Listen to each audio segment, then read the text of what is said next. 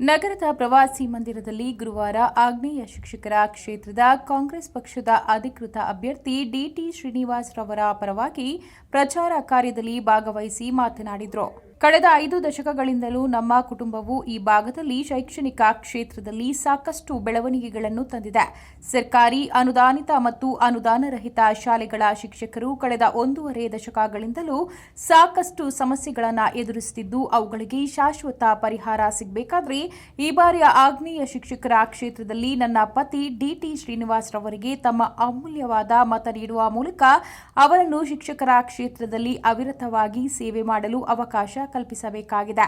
ಈ ಭಾಗದ ಪ್ರಭಾವಿ ನಾಯಕರು ಮತ್ತು ಮಾಜಿ ಸಚಿವರಾದ ಎನ್ಎಸ್ ಶಿವಶಂಕರ ರೆಡ್ಡಿ ಅವರ ಮಾರ್ಗದರ್ಶನ ಮತ್ತು ಸಹಕಾರದೊಂದಿಗೆ ತಾಲೂಕಿನ 23 ಸರ್ಕಾರಿ, 13 ಅನುದಾನಿತ ಮತ್ತು 20 ಖಾಸಗಿ ಪ್ರೌಢಶಾಲೆಯಲ್ಲಿನ ಶಿಕ್ಷಕರು ಹಾಗೂ ಸುಮಾರು 22ಕ್ಕೂ ಅಧಿಕರ ಸಹಕಾರದಿಂದ ಈ ಬಾರಿಯ ಆಗ್ನೇಯ ಶಿಕ್ಷಕರ ಕ್ಷೇತ್ರದ ಚುನಾವಣೆಯಲ್ಲಿ ಕಾಂಗ್ರೆಸ್ ಪಕ್ಷದ ಅಧಿಕೃತ ಅಭ್ಯರ್ಥಿಯಾಗಿರುವ ಡಿಟಿ ಶ್ರೀನಿವಾಸ್ ರವರನ್ನ ಗೆಲ್ಲಿಸಿ ಶೈಕ್ಷಣಿಕ ಪ್ರಗತಿಗೆ ಸಾಕ್ಷಿಯಾಗೋಣ ಎಂದು ಹೇಳಿದರು.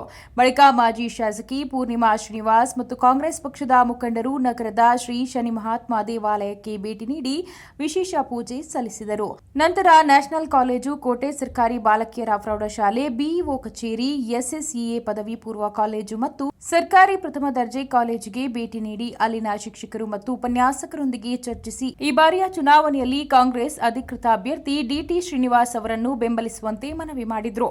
ಈ ವೇಳೆ ಬ್ಲಾಕ್ ಕಾಂಗ್ರೆಸ್ ಅಧ್ಯಕ್ಷರಾದ ವೇದಲಾವೇಣಿ ಎನ್ ವೇಣು, ಹಿಂದುಳಿದ ವರ್ಗಗಳ ಬ್ಲಾಕ್ ಅಧ್ಯಕ್ಷರಾದ ಜಿಲಾಕುಂಟೆ ಗಂಗಾಧರಪ್ಪ, ಮುಖಂಡರಾದ Maraluru Hanumanthareddy, HS Prakash Reddy, G Bommanna, Seenappa, N Balappa, Ambareesh Yadav, Vishwanath, Rafiq, Girish, Naveen Kumar, Renukamma, DA Manjula, Agneshi, SV Krishnakumari, KV Prakash, Deepanshu, Kalpana, Ramesh, Ramanjinappa ಸೇರಿದಂತೆ ಇತರರು ಭಾಗವಹಿಸಿದ್ದರು.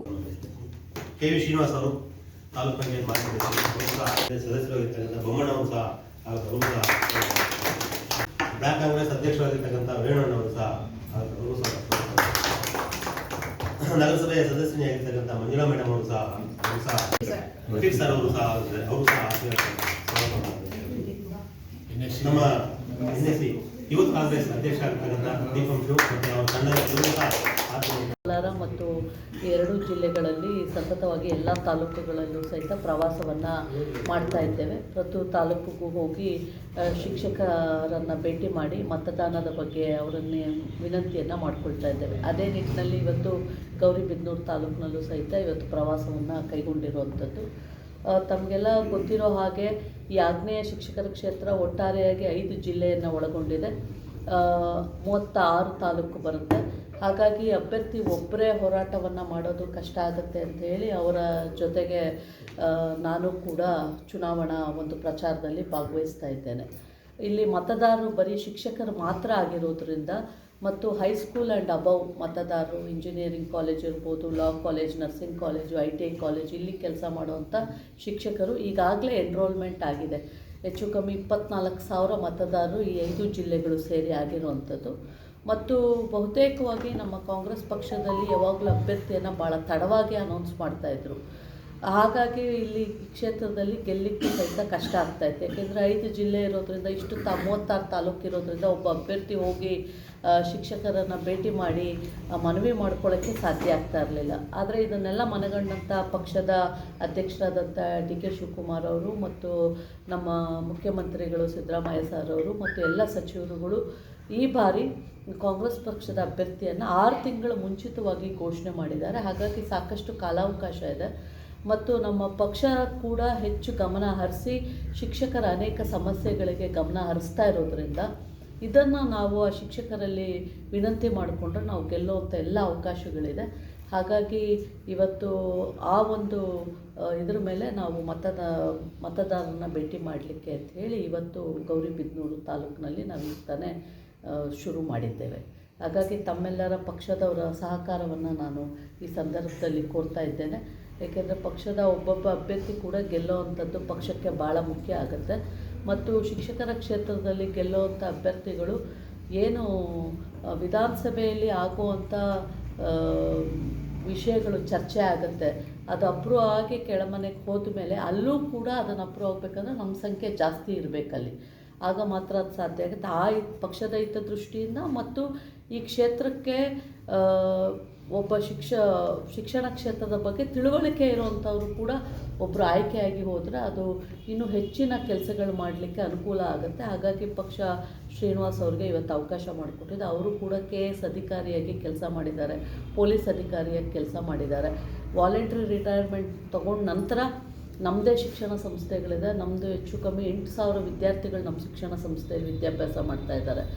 ಸ್ಕೂಲಿಂದ ಹಿಡಿದು KG to PG ACA group of institutions ಅಂತ ಹೇಳಿ ಸ್ಕೂಲಿಂದ ಹಿಡಿದು ಇಂಜಿನಿಯರಿಂಗ್, ಲಾ, ನರ್ಸಿಂಗ್ ಕಾಲೇಜ್ ಇವೆಲ್ಲ ಒಳಗೊಂಡಂತೆ ಅವರು ಕಾರ್ಯದರ್ಶಿಯಾಗಿದ್ದಾರೆ. ನಾನು CEO ಆಗಿ ಕೆಲಸ ನಿರ್ವಹಿಸ್ತಾ ಇದ್ದೇನೆ.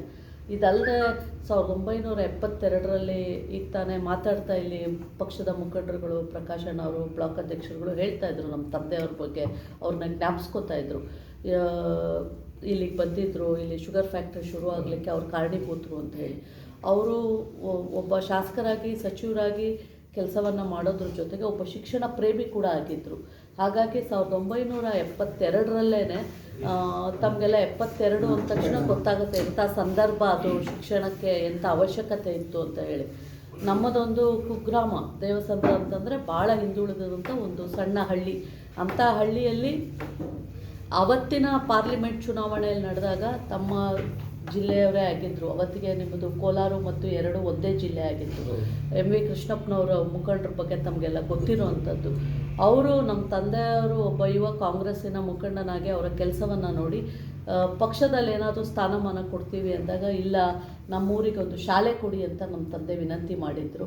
ಆ ಸಂದರ್ಭದಲ್ಲಿ ಮುಖ್ಯಮಂತ್ರಿಗಳಾಗಿದ್ದಂಥ ದೇವರಾಜ ಅರಸು ಅವರು ನಮ್ಮ ಗ್ರಾಮಕ್ಕೆ ಒಂದು ಶಾಲೆಯನ್ನು ಕೂಡ ಕೊಡ್ತಾರೆ 1972ರಲ್ಲಿ. 7/11/72ಗೆ ಆ ಶಾಲೆಯನ್ನು ಪ್ರಾರಂಭ ಮಾಡ್ತಾರೆ. ನಮ್ಮ ತಂದೆಯವರು ಮತ್ತು ನಮ್ಮೂರಿನ ಎಲ್ಲ ಸಮಾಜದವರು ಸೇರಿ ಶಾಲೆಯನ್ನು ಪ್ರಾರಂಭ ಮಾಡ್ತಾರೆ. ಸೊ ಇವತ್ತು ಆ ಶಾಲೆಯಲ್ಲೂ ಕೂಡ 3,000 ವಿದ್ಯಾರ್ಥಿಗಳು ವಿದ್ಯಾಭ್ಯಾಸವನ್ನು ಮಾಡ್ತಾ ಇದ್ದಾರೆ. ಯಾಕೆಂದರೆ ಈ ಶಿಕ್ಷಣದ ಹಿನ್ನೆಲೆಯಲ್ಲೇ ನಮ್ಮ ಕುಟುಂಬ ಬಂದಿರೋದ್ರಿಂದ ಈ ಕ್ಷೇತ್ರದಲ್ಲಿರುವಂಥ ಸಮಸ್ಯೆಗಳೇನು, ಅದು ಶಿಕ್ಷಣಕ್ಕೆ ಬೇಕಾಗಿರುವಂಥ ಅವಶ್ಯಕತೆಗಳೇನು ಮತ್ತು ಶಿಕ್ಷಕ ವೃಂದದವ್ರಿಗಿರುವಂಥ ಸಮಸ್ಯೆಗಳೇನು, ಅದನ್ನು ನಿವಾರಿಸಲಿಕ್ಕೆ ಬಹುಶಃ ಸುಲಭ ಆಗುತ್ತೆ. ಹಾಗಾಗಿ ನಾನು ಪಕ್ಷದ ಎಲ್ಲ ಮುಖಂಡರಲ್ಲೂ ವಿನಂತಿಯನ್ನು ಮಾಡಿಕೊಳ್ತೇನೆ, ತಮ್ಮೆಲ್ಲರ ಸಹಕಾರದೊಂದಿಗೆ ಮಾತ್ರ ಈ ಚುನಾವಣೆಯನ್ನು ನಾವು ಗೆಲ್ಲಲಿಕ್ಕೆ ಸಾಧ್ಯ ಆಗುತ್ತೆ. ಹಾಗಾಗಿ ಪ್ರತಿಯೊಬ್ಬರಿಗೂ ತಮಗೆ ತಮ್ಮ ಗ್ರಾಮಗಳಲ್ಲಿ ಗೊತ್ತೇ ಇರುತ್ತೆ ಯಾವ್ಯಾವ ಶಿಕ್ಷಕರಿದ್ದಾರೆ, ಎಷ್ಟು ಜನ ಇದ್ದಾರೆ, ಏನು ಅಂತ ಹೇಳಿ. ಹಾಗಾಗಿ ತಮ್ಮೆಲ್ಲರ ಸಹಕಾರವನ್ನು ನಾನು ಕೋರ್ತಾ ಪಕ್ಷವನ್ನು, ಅಭ್ಯರ್ಥಿಯನ್ನು ಗೆಲ್ಲಿಸೋದ್ರ ಮುಖಾಂತರ ಪಕ್ಷವನ್ನು ಇನ್ನೂ ಗಟ್ಟಿಗೊಳಿಸೋಣ ಅನ್ನೋ ಮಾತನ್ನು ಈ ಸಂದರ್ಭದಲ್ಲಿ ಹೇಳ್ತಾ ಮತ್ತೊಮ್ಮೆ ತಮ್ಮೆಲ್ಲರಿಗೂ ನಾನು ಧನ್ಯವಾದಗಳನ್ನು ತಿಳಿಸಿ ನನ್ನ ಮಾತನ್ನು ಮುಗಿಸ್ತೇನೆ.